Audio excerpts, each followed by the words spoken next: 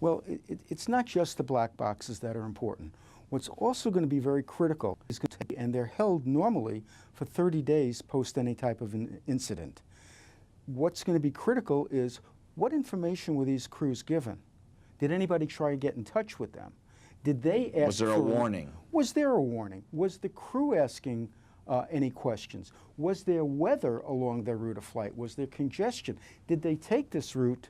Who asked for this route? Was it filed? And generally, the dispatcher and the captain will agree to a route prior to departure. When we talk about the investigation, someone has to lead that investigation. They have to be allowed to be on the ground. People have to be on the ground to start doing research. What's the first thing that investigators are going to be doing once they arrive? Well, you just made a good point. Who leads that investigation? Now, typically, because of the area that it landed, the Ukrainians would be in charge of that investigation. Now, they may give that authority to somebody else because they may have the Air Accident Investigation Board, depending. The first thing you want to do is you want to secure the crash site. The fact that it's over 7 or 10 kilometers is not uncommon, but you want to secure that site so that it's preserved.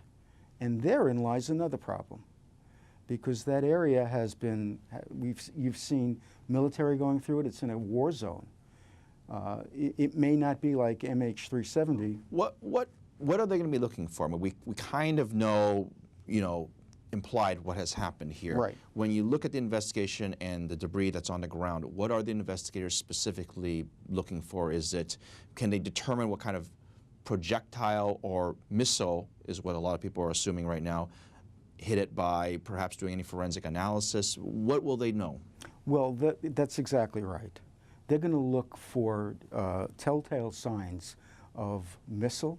They're going to look at how the fuselage may have been impacted on the ground, whether the aircraft was exploded from the inside or something came from inside the aircraft and exploded out.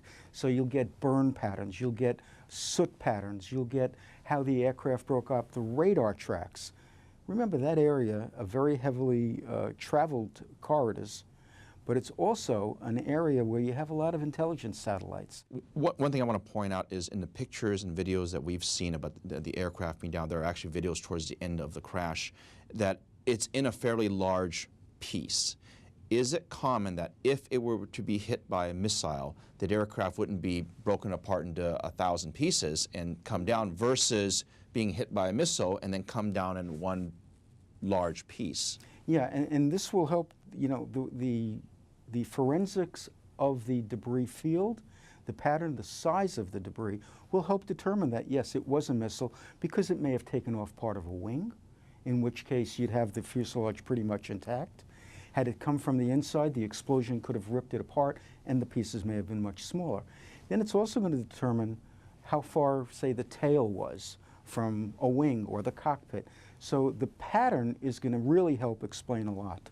If you were doing the investigation, what's the one thing that you'd want to know an answer to? First thing I want to do is make sure that that field is preserved, that you're not having people running through it, picking up pieces, picking out, sadly, we've got bodies still out there. You want to make sure that that was preserved. It's a crime scene. It's a potential crime scene. So you'd want to handle it that way. That's the first thing I want to do, make sure I have access, complete access with my team, and that people aren't coming in and taking things that would impact the investigation.